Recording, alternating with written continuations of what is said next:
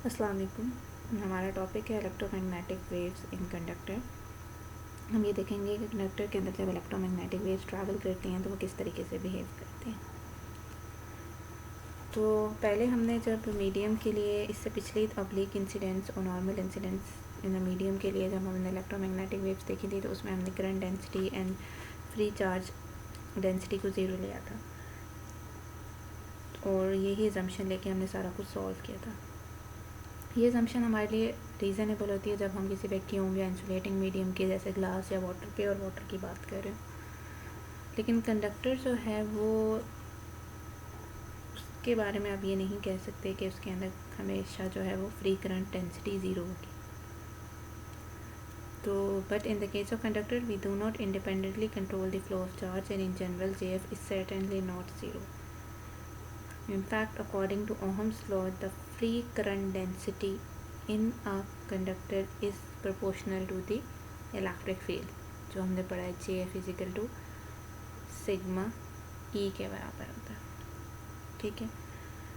और linear medium के लिए हमने वैसे जो हमारे पास इक्वेशन होती है, मैक्सवेल इक्वेशंस, वो इसके बराबर होती है अगर JF एंड ρf ज़ीरो ना हो। तो क्योंकि हमारे पास, अगर आप कंडक्टर की बात करें और कंडक्टर के अंदर जो JF है वो सिग्मा E के बराबर होता है, तो यहाँ पे JF की जगह सिग्मा E आ जाएगा। तो जो इक्वेशन ऑफ कॉन्टीन्यूटी होती है फॉर अ फ्री चार्ज, वो हमारे पास इसके बराबर है। और अगर हम वैसे डाइवर्जेंस ऑफ J कैलकुलेट करना चाहें तो डाइवर्जेंस ऑफ J जो है वो हमारे पास J सिग्मा E के बराबर है। सिग्मा हम लोग बाहर निकालें, अगर सिग्मा इज़ अ कांस्टेंट, तो हमारे पास डाइवर्जेंस जो है वो E पे अप्लाई हो जाएगा। तो आपके पास, और डाइवर्जेंस ऑफ E जो है वो रो एफ ओवर एप्सिलॉन, क्योंकि हम मीडियम के अंदर है ना, तो एप्सिलॉन और म्यू के ऊपर एप्सिलॉन और म्यू नॉट की जगह एप्सिलॉन एंड म्यू आएगा, तो ये इसके बराबर आ जाएगा। तो दोनों की लेफ़्ट हैंड साइड बराबर है, इनको इक्वेट कर लें आप।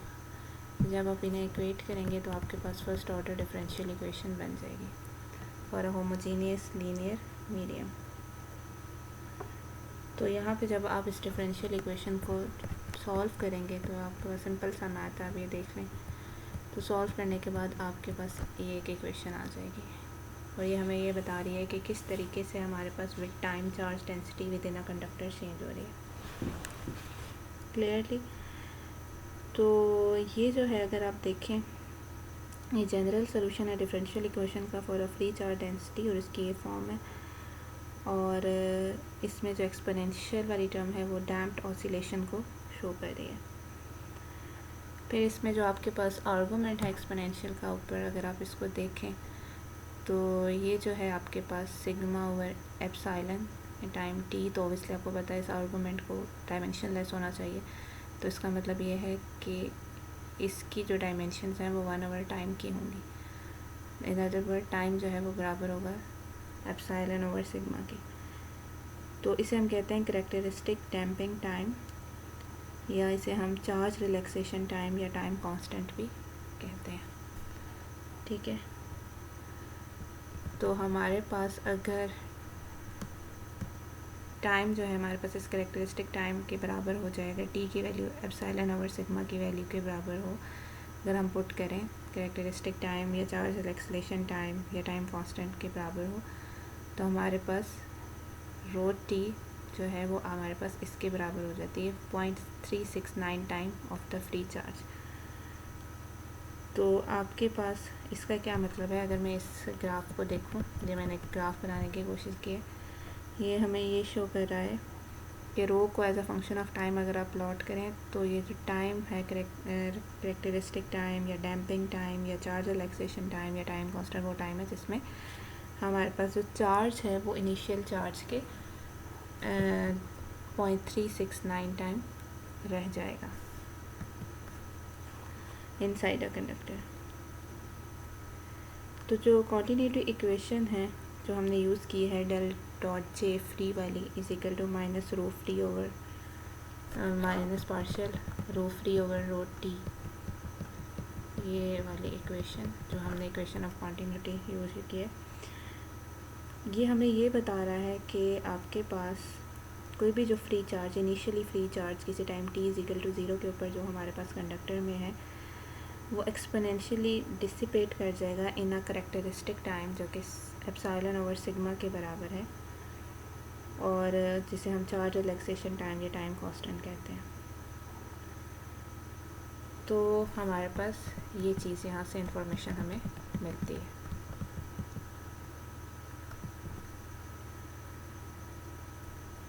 अगर हम लोग परफेक्ट कंडक्टर की बात करें तो परफेक्ट कंडक्टर के लिए सिग्मा जो है वो कंडक्टिविटी जो है वो इनफाइनाइट होती है, और उसके लिए टॉ जो है टाइम करेक्टरिस्टिक टाइम वो 0 हो जाएगा। और for a good conductor tau जो है वो बहुत छोटा होगा फॉर अ गुड कंडक्टर भी, as compare to other relevant time. और अभी इसको भी एक्सप्लेन करूँगी कि अदर रेलिवेंट टाइम का क्या मतलब है।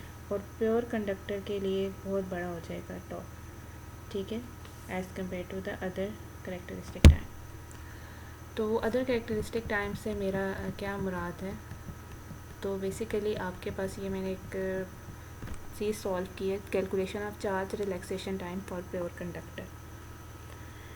इसमें मैंने प्योर कंडक्टर नहीं है, सॉरी, इसको मैंने प्योर कंडक्टर लिख दिया है, ये प्योर कॉपर है, ठीक है। प्योर कॉपर के लिए मैं चार्ज रिलैक्सेशन टाइम जो है वो फाइंड करने लगी हूँ।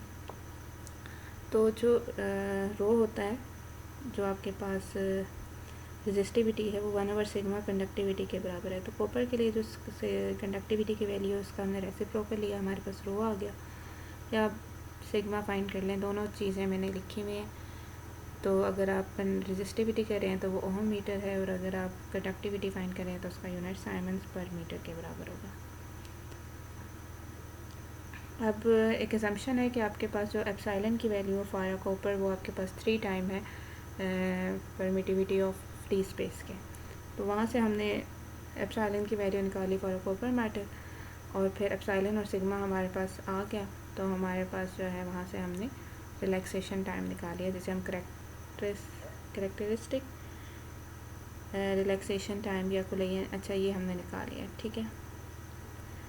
अब ये वाला जो करेक्टरिस्टिक टाइम है ना, बेसिकली ये, और ये जो हमने पीछे हमने करेक्टरिस्टिक टाइम देखा था वो, उसमें वो डिफरेंट है। पहले जो हम, अच्छा मैं इसको थोड़ा सा और डिफ्रेंशिएट करूँ, इसे हम कहेंगे करेक्टरिस्टिक कुलेयन टाइम, ठीक है।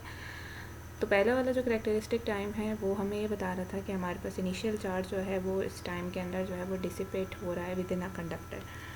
तो ये वाला जो टाइम आ रहा है ना, ये वाला जो टाइम हमने निकाला है, ठीक है, ये भी, सॉरी, वही है, ये भी वही टाइम है जो उससे नेक्स्ट वाला टाइम है, सॉरी, ये भी वही वाला टाइम है। ऑब्वियसली हमने सिग्मा और एप्सिलॉन ओवर सिग्मा से निकाला, सॉरी, इससे जो नेक्स्ट टाइम में कैलकुलेट करने लगी हूँ, वो हमारे पास जो टाइम है वो हमारे पास होगा कुलेयन, करेक्टरिस्टिक कुलेयन टाइम। सॉरी, ये वाला आई एम सॉरी, ये वाला जो है वो करेक्टरिस्टिक टाइम वही वाला है जो हमने कैलकुलेट किया है। सॉरी, मैं आगे वाले के साथ कंफ्यूज हो गई थी। तो अभी जो मैं कैलकुलेट करने लगी हूँ करेक्टरिस्टिक कुलेयन टाइम है for a free electron in a copper. तो उसके लिए हमें जो फार्मूला यूज़ करना है वो हमें यूज़ करना है लैम्डा और वी थर्मल का। तो लैम्डा का मुझसे मुराद ये है कि आपके पास mean free path between successive collision, तो वो कॉपर के लिए हमने यूज़ किया। और वी थर्मल जो है उसकी फार्मूला जो है वो हमारे पास, हमने वो लगा के वो हमने कैलकुलेट किया। तो यहाँ से हमारे पास जो है वो टॉ आ गया, टा कुलेयन आ गया, या करेक्टरिस्टिक कुलेयन टाइम आ गया फॉर अ कॉपर।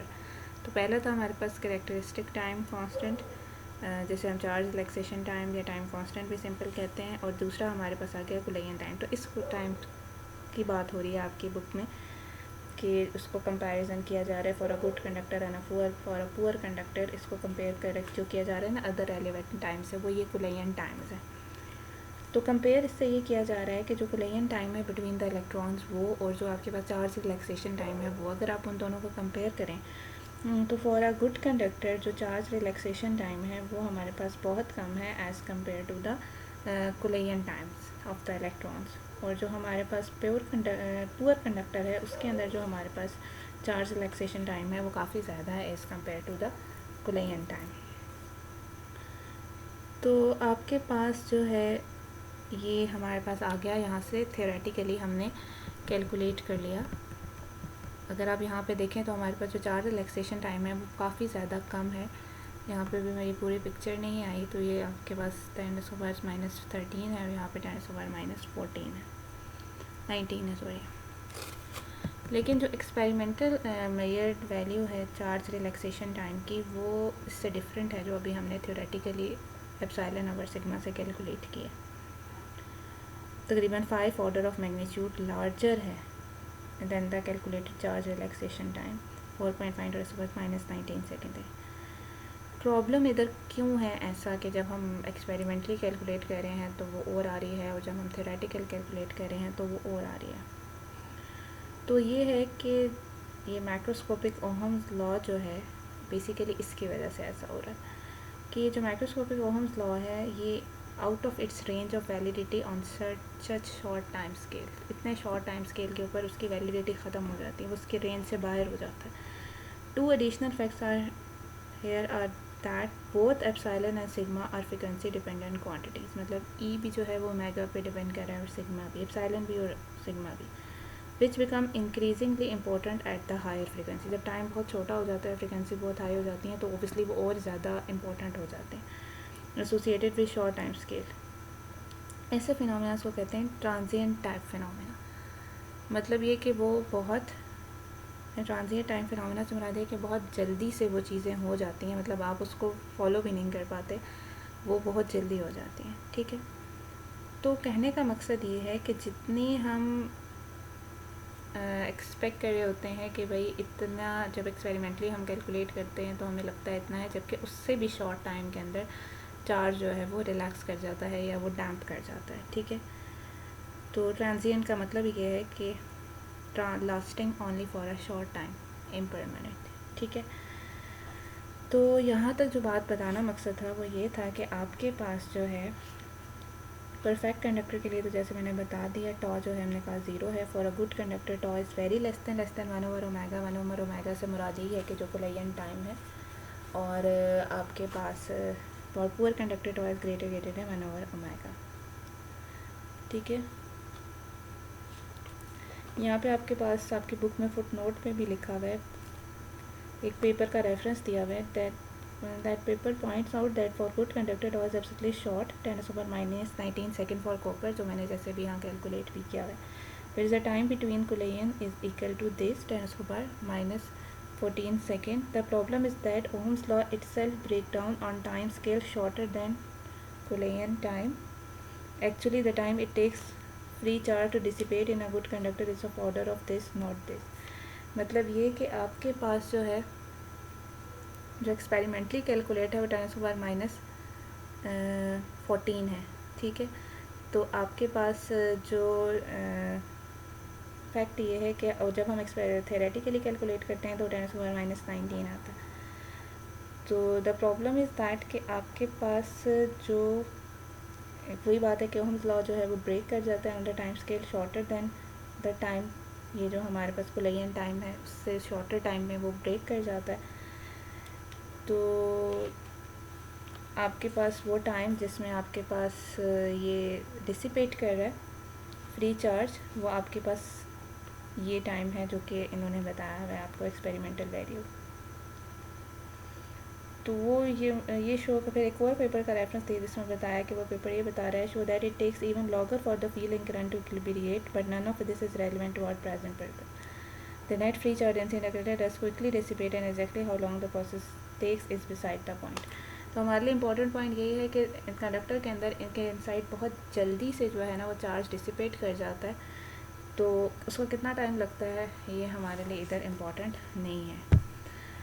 तो मतलब बस इतना है आपके पास, आप ये समझ लें कि जितना भी अकोमुलेटेड चार्ज होता है किसी पॉइंट के ऊपर कंडक्टर के अंदर, हम इतना वेट करते हैं कि वो डिसअपियर हो जाए और फाइनली आपके पास जो है ना वो रो एफ़ जो है वो ज़ीरो हो जाए। तो इन सारे जो चीज़ें हैं उसका जो मतलब कंक्लूजन है वो ये है कि अगर हम लोग विलिंग हो to wait for a short time, जैसे लेट्स सपोज आपके पास पिको सेकेंड है 10⁻⁻12 सेकेंड है, तो कोई भी फ्री चार्ज जो है ना जो कि किसी गुड कंडक्टर के अंदर टाइम t इक्वल टू 0 के ऊपर अकोमुलेट हुआ है वो डिसिपेट हो जाएगा, डैम्प आउट हो जाएगा, और from that time onward and हम उसे अज्यूम कर सकते हैं कि रो एफ जो है वो ज़ीरो हो जाएगा। उसका रीज़न यही है कि ये आप जो टाइम ले भी रहे हैं, जिसको आप बहुत शॉर्ट ले रहे हैं 10⁻⁻12 सेकेंड, ये आपके पास 20 टाइम है। आप अगर आप इसको देखें तो ये तकरीबन आपके पास 20 टाइम ऑफ दी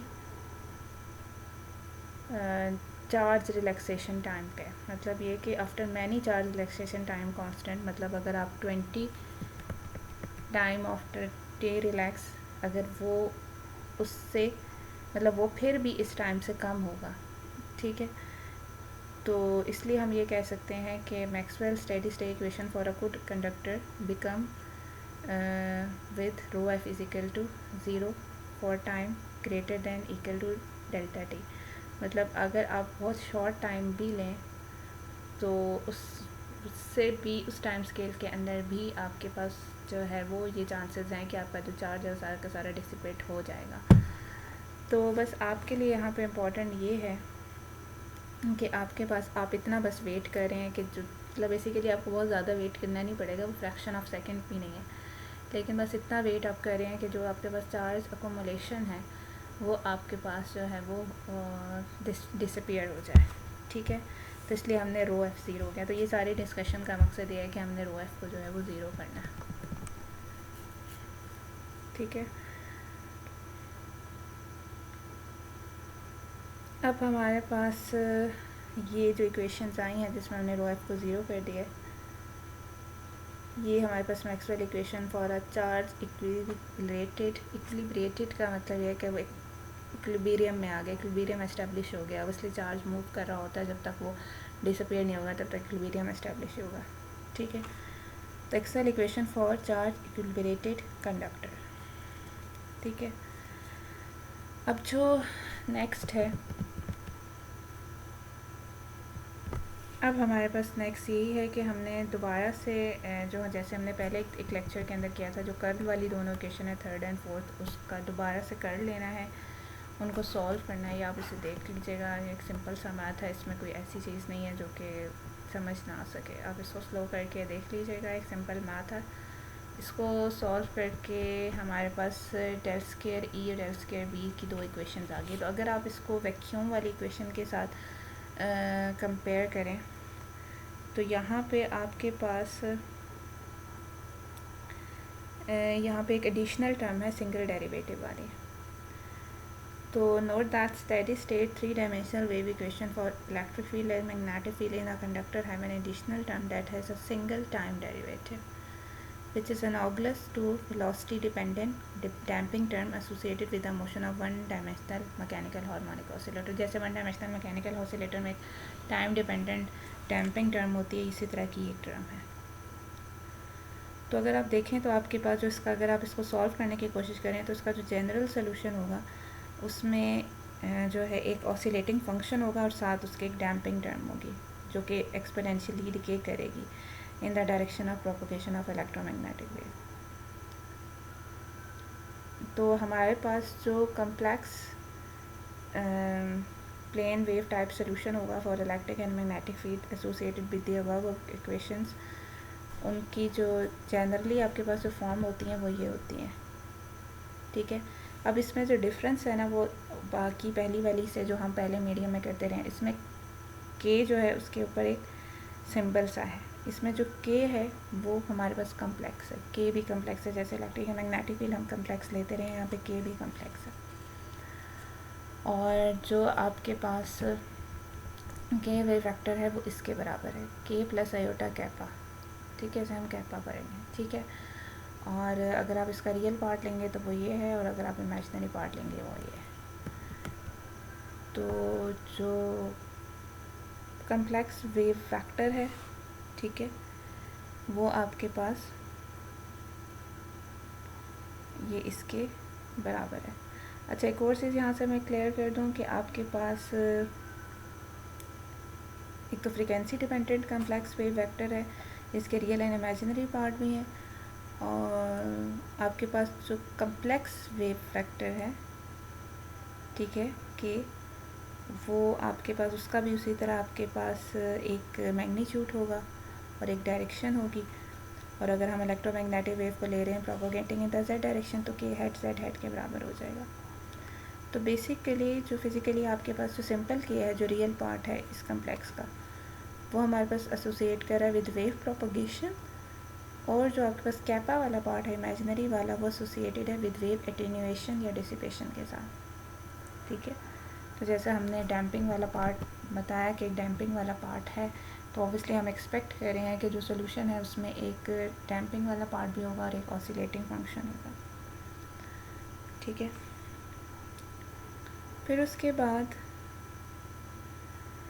ई और बी। अब यहाँ पे आगे जो है ना, हमारे पास यही है कि आपके पास, ये तो खैर के वगैरह मैंने बता दिया, हमारे पास जो ई और बी हैं, जो वैल्यूज़ अभी हमने यहाँ पे लिखी हैं, ठीक है, इन वैल्यूज़ को आपने क्या करना है, रिस्पेक्टिव वेव इक्वेशन में पुट करना है। यह अब आपका काम है। ठीक है, ये सिंपल सा मैथ है, आप इसको खुद कर लें। इसको वेव इक्वेशन में पुट करना है और आपको एक रिलेशन मिलेगा सॉल्व करने के बाद, और वो ऐसा होगा, और इसको हम लोग कहते हैं कैरेक्टरिस्टिक इक्वेशन या डिस्पर्शन रिलेशन। ठीक है, और इसमें जो के कॉम्प्लेक्स है वो, जैसे मैंने आपको बताया, वो इसके बराबर है। और अगर आप के कॉम्प्लेक्स का स्क्वायर ले लें और इसमें ए प्लस बी होल स्क्वायर का फार्मूला लगा लें, तो वो आपके पास इसके बराबर आ जाएगा। ठीक है, और आपके पास ये as a function of omega में लिख रही हूँ, और अगर मैं as a function of omega को स्किप कर दूँ फॉर टाइम बिंग, क्या पता तो चल गया कि as a function of omega, तो आप सिंपल इस तरह की फॉर्म में भी इसे लिख सकते हैं। तो यहाँ से मैंने इस वाले पार्ट में, इस वाले पार्ट का जो है ये वाली साइड इधर ला के मैंने रियल और इमेजिनरी पार्ट्स को अलग-अलग कर लिया, दोनों को अलग-अलग 0 के बराबर दें। और ये जो आपके पास रिलेशन आया ये वाला, ये हमारे पास किसी भी वैल्यू, जो भी आप पैरामीटर्स ले रहे हैं उनकी किसी भी वैल्यू के लिए इस रिलेशन को ट्रू होना चाहिए। तो ये रिलेशन तभी होल्ड करेगा जब इंडिविजुअली आपके पास ये वाली पूरी टर्म और ये वाली पूरी टर्म भी ज़ीरो हो।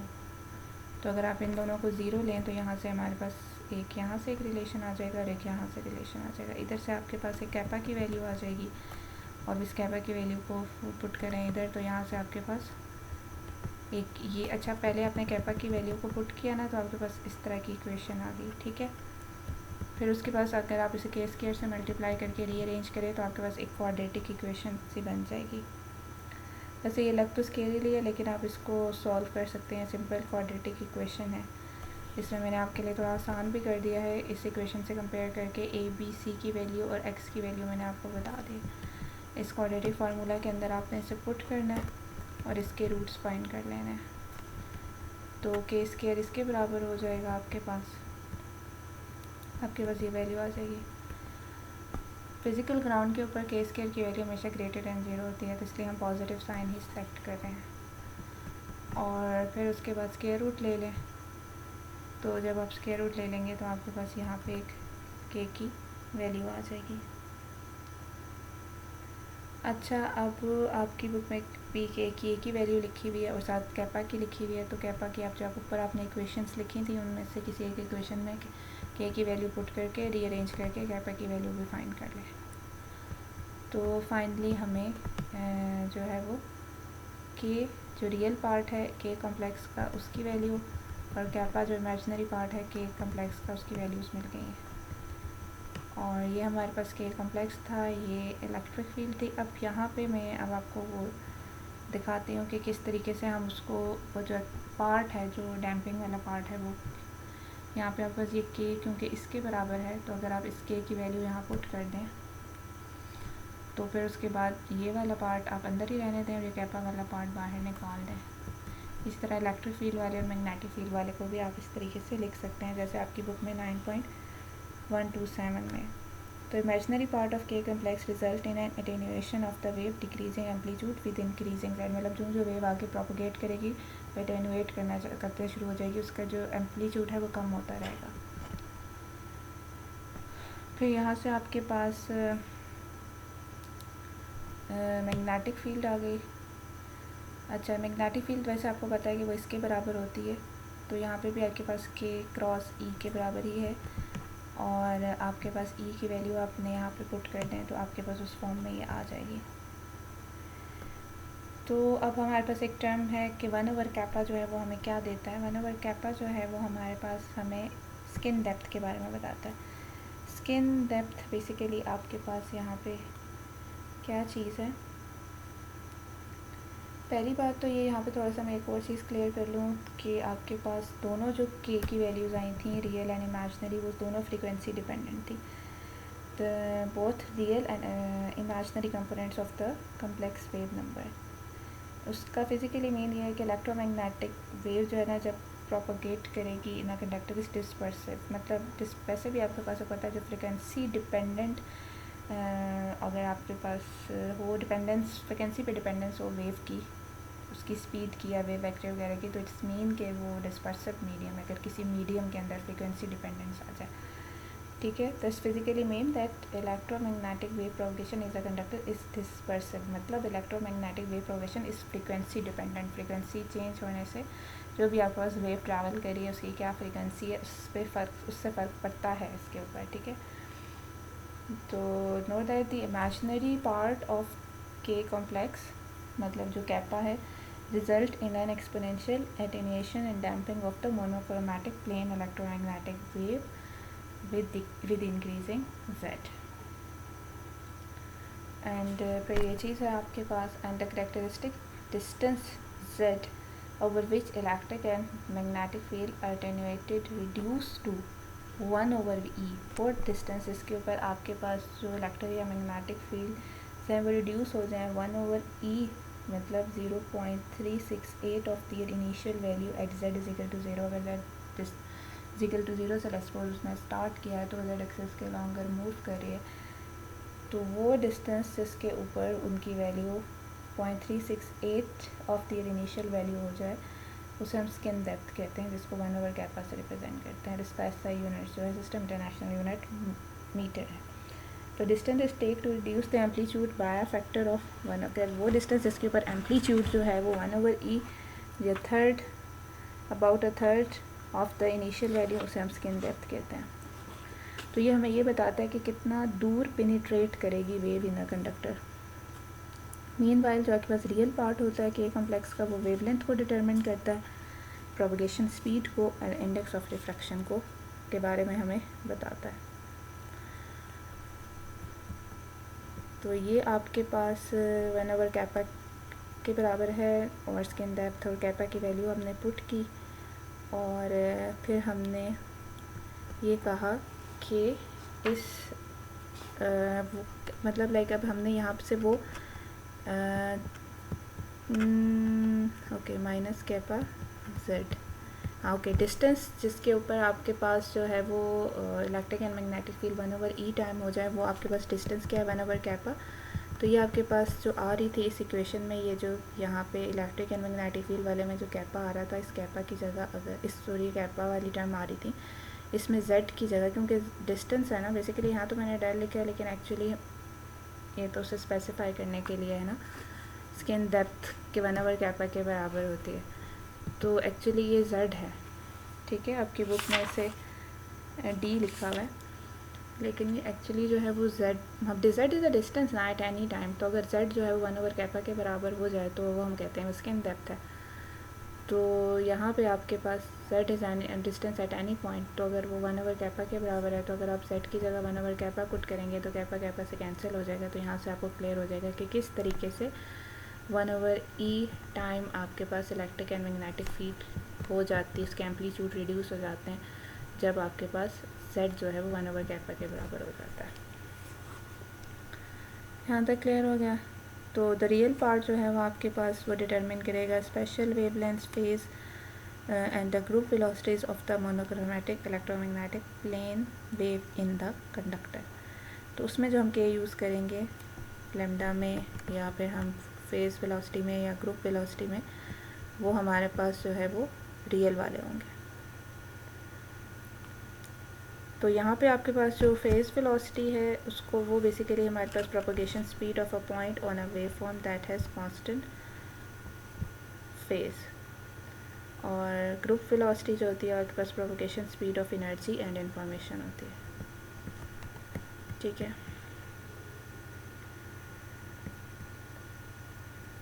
अब हमारे पास नेक्स्ट क्या है, ये जो आपके पास प्लेन वेव्स इक्वेशन है जो हमने ऊपर अभी लिखी है कैपा के फॉर्म में, इलेक्ट्रिक एंड मैग्नेटिक फील्ड, ये आपके पास जो वेव इक्वेशंस हमने फाइंड की थी ऊपर फॉर अ कंडक्टर। ठीक है, स्टार्ट में जिसमें हमने कहा था कि डैम्पिंग वाली टर्म आ रही है ये वाली, इन इक्वेशंस को सेटिस्फाई करेंगी ये जो, क्योंकि एटेन्यूएटेड वेव्स प्लेन वेव्स हमने इसीलिए कहा है क्योंकि इसमें एटेन्यूएशन का फैक्टर आ रहा है, तो ऐसे सेटिस्फाई करेंगी हमारे पास इस इक्वेशन को।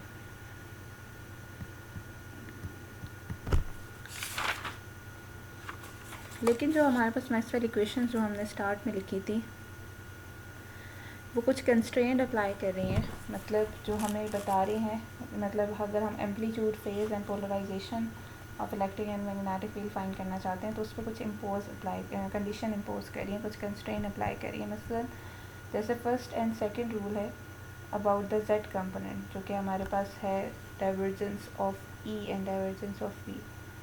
तो फर्स्ट एंड सेकंड अगेन हमारे पास जो फर्स्ट एंड सेकंड आपके पास बाउंड्री कंडीशन है, divergence of E is equal to rho f over epsilon and divergence of P is equal to 0। ये जो है ना आपके पास अगेन आपको ऊपर ये कंडीशन इम्पोज करें, हम जेड कंपोनेंट को रूल आउट करें, मतलब वो हमें ये कह रहे हैं कि जेड कंपोनेंट जो है ना वो उसको 0 होना चाहिए। ठीक है, तो इसका मतलब ये है कि आपके पास इलेक्ट्रिक फील्ड को जो है ना वो जेड के अलावा किसी डायरेक्शन में होना चाहिए, इसलिए जेड के परपेंडिकुलर होना चाहिए। तो अगर हम ई को पोलराइज कर लें अलॉन्ग दी एक्स डायरेक्शन, ठीक है, और तो जो बी है वो हमारे पास अलॉन्ग दी वाई डायरेक्शन हो जाएगा। ठीक है, इस तरीके से। तो जो प्लेन वेव सोल्यूशन है वो सेटिस्फाई करेगा इलेक्ट्रोमैग्नेटिक वेव इक्वेशंस को फॉर एनी चॉइस ऑफ ई, जैसे हमने पहले भी देखा था। और फिर उसके अलावा फर्स्ट एंड सेकंड इक्वेशन जो है, सॉरी डाइवर्जेंस ऑफ ई जो है वो 0 के बराबर है, रो एफ ओवर एप्सिलॉन, रो एफ तो हमने सपोज कर लिया है कि वो आपके पास चार्ज रिलैक्सेशन टाइम के बाद जो है वो 0 हो जाता है, सॉरी गलती हो गई हमसे। तो वो हमारे पास Z component for E and B को उससे पता चल गया कि वो हमारे पास 0 होना चाहिए, जैसे हम पहले भी डिस्कस कर सकते हैं। तो इसका मतलब ये है कि जब ये जो होता है ना आपके पास डाइवर्जेंस ऑफ ई और डाइवर्जेंस ऑफ बी अगर 0 हो रहा है तो यहाँ पे आपके पास ये जस्टिफाई हो रही है बात कि वो वहाँ पे डायरेक्शन ऑफ प्रोपगेशन के along electric and magnetic field का जो कंपोनेंट है वो 0 ही होगा। आप बेशक इसको अप्लाई भी करके देखें जो आपने इलेक्ट्रिक एंड मैग्नेटिक फील्ड की वैल्यूज़ फाइंड की हैं, जैसे हमने पहले उनको 0 किया था उस रीज़न से, उसी रीज़न से ये अभी भी 0 होंगे। तो प्योरली कंडक्टर के अंदर भी इलेक्ट्रोमैग्नेटिक जो वेव्स हैं उनके जो इलेक्ट्रिक और मैग्नेटिक फील्ड कंपोनेंट्स है वो ट्रांसवर्स ही हैं। तो अगर हम linearly polarize monochromatic plane electromagnetic wave लें जो कि जेड डायरेक्शन में प्रोपगेट करी है इन अ कंडक्टिंग मीडियम, तो हमारे पास इलेक्ट्रिक फील्ड अगर हम जेड डायरेक्शन में लें तो हमारे पास मैग्नेटिक फील्ड उस हिसाब से आपके पास वाई डायरेक्शन में आ जाएगी। तो ये तीनों आपके पास electric field, magnetic field and K जो है वो तीनों आपके पास परपेंडिकुलर होंगे और डायरेक्शन ऑफ प्रोपगेशन आपके पास के अलॉन्ग है। जो आपके पास कम्प्लेक्स नंबर है उसको ये तो हम लिख ही सकते हैं, इसके अलावा हम उसको फेस की फॉर्म में भी लिख सकते हैं। ठीक है, तो आपके पास इसके अलावा आपको पता है कि जो उसका मैग्नीट्यूड है आप उसको इस तरीके से लिख सकते हैं, कम्प्लेक्स के साथ मल्टीप्लाई करके एंड देन उसका स्क्वायर रूट ले लें। तो अगर आप इस वाले पार्ट को अपने कम्प्लेक्स के साथ मल्टीप्लाई करें तो आपके पास ये चीज़ ही आएगी, आप इसको करके देख लें, क्योंकि इसका जो कम्प्लेक्स होगा उसमें माइनस साइन आ जाएगा तो ए स्क्वायर माइनस बी स्क्वायर का फार्मूला लग जाएगा। और tan इनवर्स जो है वो साई, अगर आप फेस फाइंड करना चाहते हैं वो simple tan inverse of kappa over के बराबर आ जाएगा। तो अगर आप कम्प्लेक्स प्लेन में इसे अंडरस्टैंड करना चाहते हैं तो ये आपके पास कम्प्लेक्स वेव वेक्टर है, उसका मैग्नीट्यूड है, ये उसका एंगल है, ये इस वाली डायरेक्शन में जो है वो कैपा होगा और इस वाली डायरेक्शन में आपके पास के होगा। इधर इमेजिनरी पार्ट होगा और इधर रियल पार्ट होगा, और उसका जो मैग्नीट्यूड है वो आपके पास इसके बराबर होगा, इसके। तो आपके पास अगर z डायरेक्शन में वेव प्रोपोगेट कर रही है तो इसलिए k डॉट आर जो है वो आपके पास सिंपल के जेड हो गया। तो सॉरी एक्स हेड की डायरेक्शन होगी, और इलेक्ट्रिक फील्ड जो है उसका भी ओबियसली एक फेज़ आएगा, और मैग्नेटिक फील्ड का भी एक फेज़ होगा, ठीक है, जो इसके बराबर है। तो इसको आप सिंपल सॉल्व कर लें। यहाँ पे आप सिंपल उनको वैल्यूज़ पुट कर दें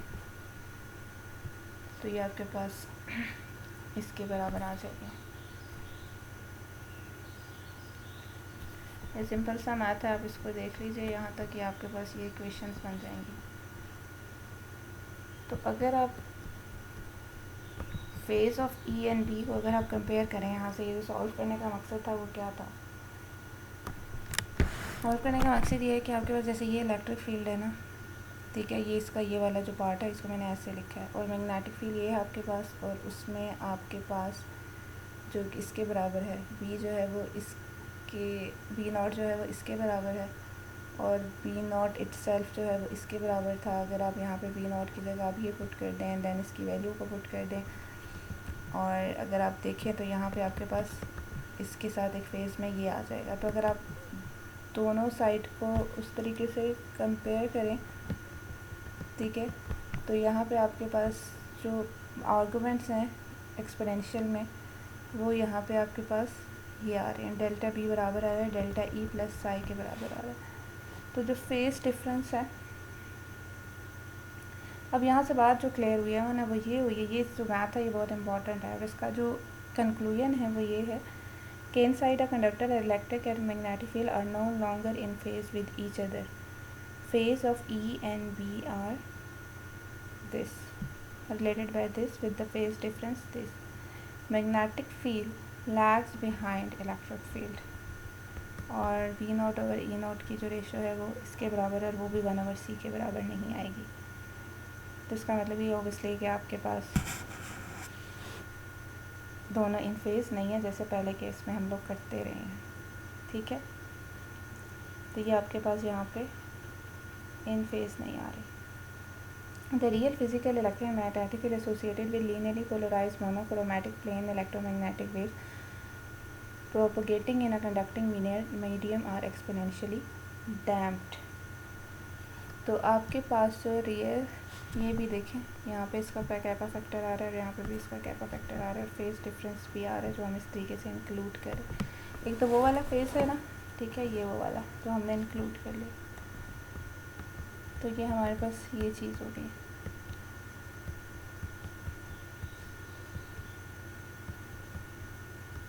आई थिंक ये रिपीट कर लिया मैंने, ओके ये सारी चीज़ें। अब आपके पास है instantaneous power per unit volume in a conductor, जो कि हमारे पास हीट की फॉर्म में डिसिपेट होगी, तो वो जे डॉट ई से हमारे पास आएगी, और जे जो है वो सिग्मा ई के बराबर है, तो ई डॉट ई स्क्वायर हो जाएगा, उसकी वैल्यू हमने पुट कर ली, और ये हमारे पास इस फॉर्म में आ गया, और इसको हम इस तरीके की फॉर्म से भी लिख सकते हैं।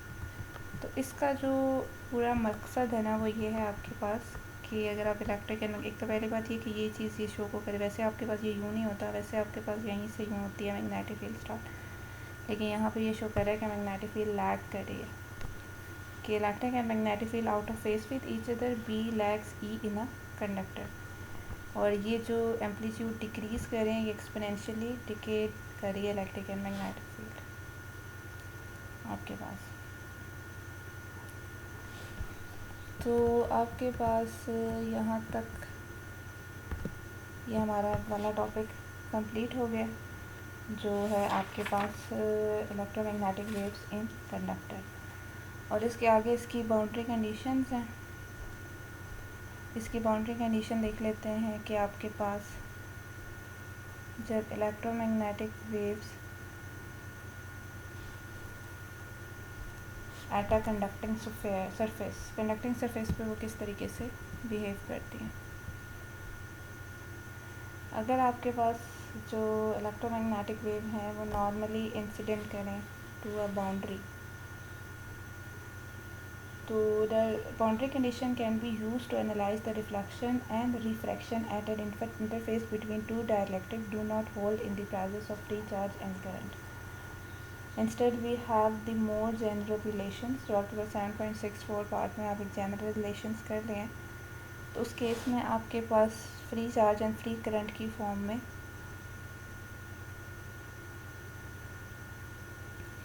पहले जो हम लोग बाउंड्री कंडीशंस करते रहे हैं वो हम रिफ्लेक्शन देखते रहे दो डाइलेक्ट्रिक में जहाँ पर कोई फ्री चार्ज और करंट नहीं होता था, लेकिन यहाँ पे हमारे पास है free charge and free current, तो उस हिसाब से आपके पास जो है वो बाउंड्री कंडीशन भी मॉडिफाई हो जाएंगी।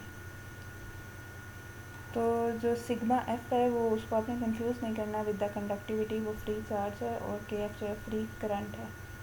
और एन हैट जो है उसको भी आपने डायरेक्शन ऑफ पोलराइजेशन से कंफ्यूज नहीं करना। इस केस में जो एन हैट है वो आपके पास पॉइंटिंग वेक्टर है जो वेक्टर है, यूनिट वेक्टर जो परपेंडिकुलर टू द सरफेस है, pointing from medium to medium 1, इसलिए इसके साथ ये ज़रा सब्सक्रिप्ट भी डाल दी।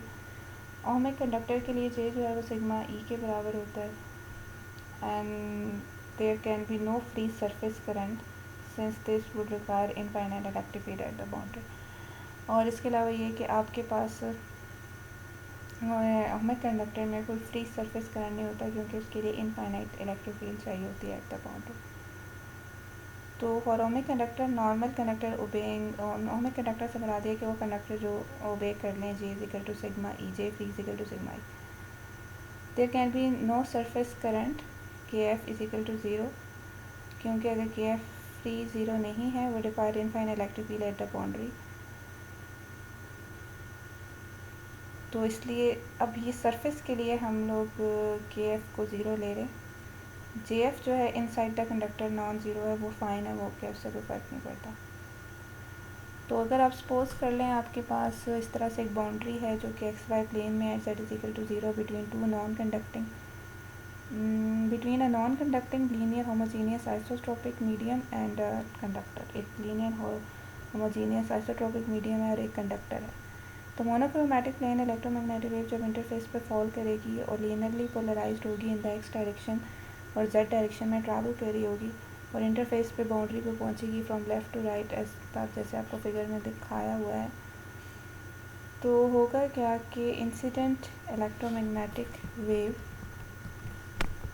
इन मीडियम 1, ठीक है, ये होगी आपके पास सिंपल जैसे आपके पास एक नॉन कंडक्टिंग मीडियम में होती है, और जो रिफ्लेक्टेड वेव है वो भी इसी तरह होगी। और अच्छा यहाँ पे भी रिफ्लेक्टेड है, ठीक है, मीडियम 1 में, लेकिन ट्रांसमिटेड वेव में फिर कैपा आ जाएगा। तो जहन में रखना है आपने, जब आप इंसिडेंट में है पहले मीडियम में है तो क्या होगा, जब आप दूसरे मीडियम में चले गए हैं तो क्या होगा, तो आपको पता होना चाहिए उसका, वो चेंज हो जाएगा उससे, ठीक है, जहाँ पे के आ रहा है वो कैपा में चेंज हो जाएगा। और K2 जो है वो क्योंकि दूसरा मीडियम कंडक्टिंग है, तो मीडियम 1 में जो फील्ड्स हैं वो आपके पास टोटल जो है मीडियम 1 में जो है वो इंसिडेंट प्लस रिफ्लेक्टेड और B total incident plus reflected. Medium 2 में तो जो है वो सिर्फ ट्रांसमिटेड है। तो जब आप बाउंड्री कंडीशन अप्लाई करेंगे, ठीक है, z is equal to zero interface पे, तो ये वाली जब आप अप्लाई करेंगे क्योंकि अब बाउंड्री कंडीशन के मुताबिक ये है, और सिग्मा फ्री सही है बाउंड्री 1 के लिए, तो आपके पास जो है वो ओके परफेक्ट। अच्छा, यहाँ पे मैंने एक बात ये क्लियर करनी है कि जो परपेंडिकुलर कंपोनेंट है इलेक्ट्रिक फील्ड का वो तो वैसे ही ज़ीरो हो गया, वो सिग्मा एफ की हम बात ही क्या करें, क्योंकि हमारे पास इलेक्ट्रिक फील्ड जो है वो एक्स डायरेक्शन में है, तो जेड डायरेक्शन के परपेंडिकुलर, सॉरी जेड डायरेक्शन के नहीं, जो आपके पास एक्स वाई प्लेन है, जो बाउंड्री है, जो इंटरफेस है, उसके परपेंडिकुलर तो है ही नहीं कोई कंपोनेंट, तो इसलिए ये 0 हो जाएगा, क्योंकि ई परपेंडिकुलर 1 और ई2 परपेंडिकुलर दोनों 0 हैं। तो यहाँ से हो गया कि सिग्मा फ्री जो है वो 0 हो गया। पैरेलल वाली में देख लें तो ऑब्वियसली वो आ जाएंगी दोनों। इसी तरह थर्ड कंडीशन, बाउंड्री कंडीशन, अगर आप देख लें परपेंडिकुलर वाले अगेन जो है वो 0 हो रहे हैं और पैरेलल वाले सरवाइव कर जाएंगे, लेकिन के फ्री 0 हो रहा है तो इसलिए ये वाली साइड 0 हो जाएगी। और यहाँ पे आप बी को ई की फॉर्म में लिखते हैं तो B1 जो है उसमें, अब यहाँ पे आपके पास जो B1 है उसमें A0 incident minus A0 E0 refracted लिखा है, तो क्योंकि डायरेक्शन अपोजिट हो जाएंगी ना, तो इसलिए आपके पास जो है वो यहाँ पे माइनस साइन आ जाएगा। ठीक है, और फिर उसके बाद आपने μ1 V1 को साइड पे ले गए और यहाँ से आपके पास ये रिलेशन आया। अच्छा, इसको इन्होंने डिफ़ाइन कर लिया इक्वल टू बीटा, और साथ ऊपर ये दूसरा बीटा है जो पहले हम बीटा पढ़ चुके हैं उससे डिफरेंट है, ये इसके बराबर हो गया। तो एक ये इक्वेशन आ गई और एक जो है वो हमारे पास ये इक्वेशन आ गई थी सेकंड बाउंड्री कंडीशन से और एक फोर्थ बाउंड्री कंडीशन से। तो इन इक्वेशंस को हमने साइमल्टेनियसली सॉल्व किया तो हमने reflected and transmitted amplitudes find कर लिए इन टर्म ऑफ इंसिडेंट। ठीक है, तो ये हमारे पास रिलेशन आ गए। तो ये भी हमारे पास जो है ये फ्रेशनर रिलेशंस हैं for reflection and transmission of electromagnetic wave at normal incident on a non conductor and conductor boundary interface. और ये आइडेंटिकल हैं उसी तरह से जैसे reflection and transmission of electromagnetic wave at normal incident on a boundary interface between to linear non conductor. सिर्फ beta different आ रहा है, उसमें बीटा सिंपल था, इसमें बीटा कॉम्प्लेक्स है फॉर प्रेजेंट सिचुएशन। और बीटा जो है वो फ्रीक्वेंसी डिपेंडेंट भी है, ओमेगा पे डिपेंड भी कर रहा है। तो अगर आप केसेस देखना शुरू कर दें तो फॉर अ परफेक्ट कंडक्टर अगर आप देखें तो कंडक्टिविटी जो है वो इनफाइनाइट होती है और रेजिस्टिविटी 0 हो जाती है। तो उस केस में अब ये चीज़ आती है, ये मैं आपको बता दूं कि ये किस तरीके से आती है। ये मैंने यहाँ सॉल्व किया है। कैपा जो है वो इसके बराबर है, है सॉरी। तो अगर आपके पास सिग्मा जो है वो इनफाइनाइट हो जाए, ठीक है, तो और आपके पास रेजिस्टिविटी जो है वो 0 हो जाए, तो आपके पास फ़िलहाल आप ये सपोज कर लेंगे ये बहुत बड़ी टर्म हो गई है, तो 1 इग्नोर हो जाएंगे और स्क्वायर रूट कैंसिल हो जाएगा। तो उस केस में फिर आपके पास ये चीज़ इसमें सॉल्व होके ये फॉर्म आ जाएगी और ये कैपा में भी यही चीज़ होगी। आपने इन्फिनिटी नहीं पुट कर देना डायरेक्ट, आपने बस ये सपोज करना है कि ये बहुत बड़ा हो गया और साथ वाली टर्म को इग्नोर कर देना, 1 को इग्नोर कर देना, स्क्वायर रूट और स्क्वायर कैंसिल हो जाएंगे, तो उस वक्त के और कैपा एक दूसरे के बराबर हो जाएंगे। और फिर हम ये कहेंगे कि सिग्मा क्योंकि अंडर बहुत बड़ा इनफाइनाइट है तो ये इनफाइनाइट हो गया। और सिंस आपके पास K2 जो है वो इसके बराबर है, इसका मतलब है कि K2 भी जब रियल इमेजिनरी पार्ट अनडिफाइन हो गए तो ये भी अनडिफाइन हो जाएगा। बीटा भी फिर इनफाइनाइट हो जाएगा, तो बीटा भी यहाँ पे आपके पास इन्फिनिटी जब हो गया, तो अगर आप बीटा को इन्फिनिटी कर देंगे तो ई ट्रांसमिशन जो है वो तो हमारे पास क्या हो जाएगी, 0 हो जाएगी। और यहाँ पे वही वाला होगा जो हमने पिछले केस में किया था, 1 इग्नोर हो जाएंगे, बीटा बीटा कैंसिल हो जाएगा, ई रिफ्लेक्शन माइनस टाइम ई इंसिडेंस हो जाएगा। इसका मतलब ये होगा कि सारी की सारी वेव जो है वो रिफ्लेक्ट कर जाएगी और ट्रांसमिशन जो है वो 0 हो जाएगी। फॉर अ परफेक्ट कंडक्टर फिर आपके पास जो है वो ई रिफ्लेक्शन जो है वो सारी रिफ्लेक्ट कर जाएगी, ट्रांसमिशन 0 हो जाएगी। तो ये ही वजह है कि आपके पास यहाँ पे क्या हो जाएगी, wave from a perfect conductor वो 180 डिग्री फेज शिफ्ट हो जाएगा। That's why excellent conductor make good mirrors. Excellent conductor good mirror इसीलिए बनाते हैं क्योंकि वो सारी की सारी लाइट को रिफ्लेक्ट कर देते हैं। In practice you paint a thin coating of silver on to the back of a pane of a glass. The glass has nothing to do with the reflection. मतलब ग्लास का कोई काम भी नहीं है, ग्लास जो है ना उसकी वजह से आपको नहीं नज़र आता शीशा, तो वो जस्ट उस सिल्वर लेयर को सपोर्ट करने के लिए यूज़ होता है। एक्चुअली वो जो सिल्वर है और उस सिल्वर लेयर को मतलब टार्निशिंग से बचाने के लिए, तो वो जो सिल्वर लेयर है ना, एक्चुअली वो सारा काम करती है। क्लियर हुआ आपको? So the skin depth in silver है optical frequency is less than 100 angstrom. Skin depth के मतलब स्किन डेप्थ का वही मतलब वो डिस्टेंस जिसके अंदर जाके एटेन्यूएट कर जाए और 1/e टाइम रह जाए इनिशियल वैल्यू के। एट ऑप्टिकल फ्रीक्वेंसी, लाइट की अगर आप बात करें तो उस केस में वो आपके पास लेस देन 100 एंगस्ट्रॉम है। तो इसलिए आपको बहुत थिक लेयर की भी ज़रूरत नहीं पड़ती, थिन लेयर भी काफ़ी होती है उसके लिए। आप एक पतली सी बस लेयर लगा देते हैं, उसको सपोर्ट करने के लिए साथ शीशा होता है। और परफेक्ट कंडक्टर के लिए अगर आप रिफ्लेक्शन एंड ट्रांसमिशन कोफिशिएंट निकालना चाहें तो उसी तरह निकलेंगे जैसे पहले निकले, लेकिन कॉम्प्लेक्स पार्ट आ जाएगा। ठीक है, तो वो अपने ही कॉम्प्लेक्स पार्ट से अगर स्क्वायर उससे मल्टीप्लाई करेंगे, अगर आपने स्क्वायर फाइंड करना है तो आप करके देख लें। तो इसको इससे मल्टीप्लाई करके देख लें तो वो आपके पास 1 के बराबर आ जाएगा, -1 एंड -1 1 के बराबर आ जाएगा। और रिफ्लेक्शन जो है वो 1 हो जाएगी और ट्रांसमिशन जो है वो 1 - r जो है r1 है, तो वो ट्रांसमिशन 0 हो जाएगी।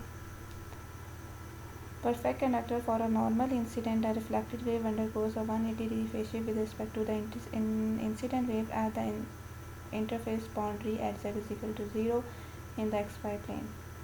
A perfect conductor screen out all electromagnetic wave from propagating in its interior.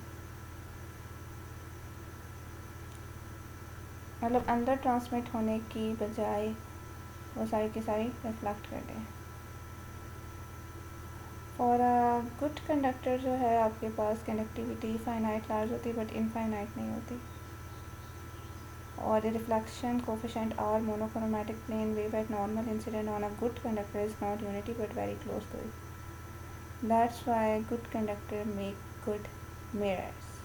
मतलब आपके पास एग्जैक्टली मतलब जो अंदर तक जाती भी है ना, वो बहुत ज़्यादा देर अंदर तक नहीं जाती। तो आपके पास जो है वो, इसलिए हम उससे मिरर बनाते हैं। ओके गाइस, यहाँ से हमारा ये वाला टॉपिक कंप्लीट हो गया। और अगर आपको पिछले लेक्चर्स देखने हैं तो बाकी लेक्चर्स भी मैं अपलोड कर चुकी हूँ। Thank you.